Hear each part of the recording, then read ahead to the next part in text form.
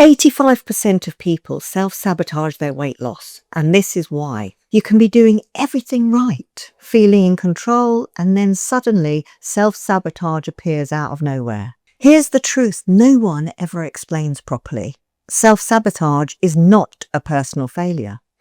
I'm Sandra Roycroft-Davis, award-winning creator of the Slim Pod programme and Sunday Times best-selling author.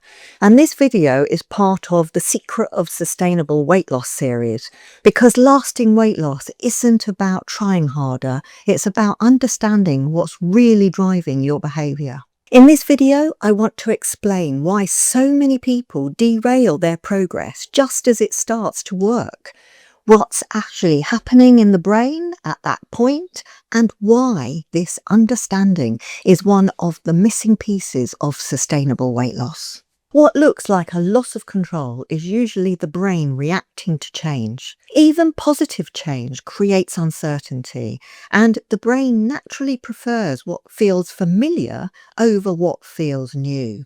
This is one of the most important secrets of sustainable weight loss. And once you understand this, your behaviour stops feeling confusing or self-destructive and starts to make sense. In my work over many years and through the diet dossier research that formed the basis of my book, The Weight's Over, 85% of people identified self-sabotage as the main reason they couldn't sustain weight loss. Not because they didn't know what to eat, but because something deeper kept on pulling them back. That insight is central to the secret of sustainable weight loss. Success isn't lost through lack of knowledge, it's lost through unaddressed patterns. Self-sabotage is fear, quietly expressed through behaviour. It's rarely about food itself. Self-sabotage is rooted in emotional and psychological responses to change. For many people, success brings shifts in identity, new expectations, and changes in relationships. Even when those changes are positive, they can feel uncomfortable. Unrealistic goals can intensify this too. And when progress doesn't match the imagined outcome, frustration builds, motivation drops, and without tools to manage stress and emotion, food often becomes the quickest and most familiar comfort. Understanding this rather than judging it is another key secret to sustainable weight loss. This is why self-sabotage cannot be solved with more discipline. Discipline works at the conscious level, but sustainable change is driven elsewhere. Trying harder often increases pressure, which actually keeps the cycle going. Sustainable weight loss isn't about more effort. It's about changing how the system operates. One of the key systems involved here is the reticular activating system, or RAS for short. And that's a network in the brain that filters the enormous amount of information you process every second. The RAS reinforces what already exists in the subconscious. It does this automatically and without judgment.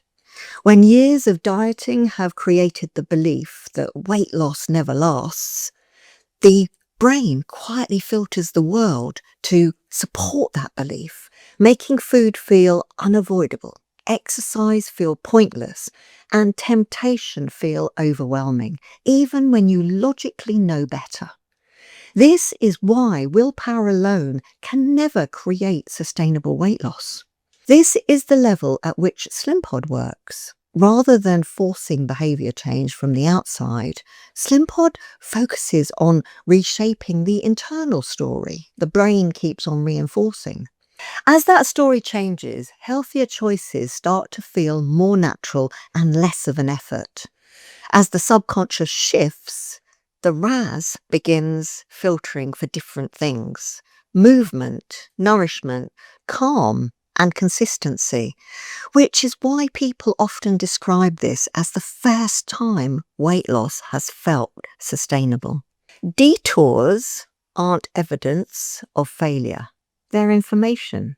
When self-criticism is replaced with self-compassion, progress becomes steadier because behaviour is no longer driven by fear of getting it wrong.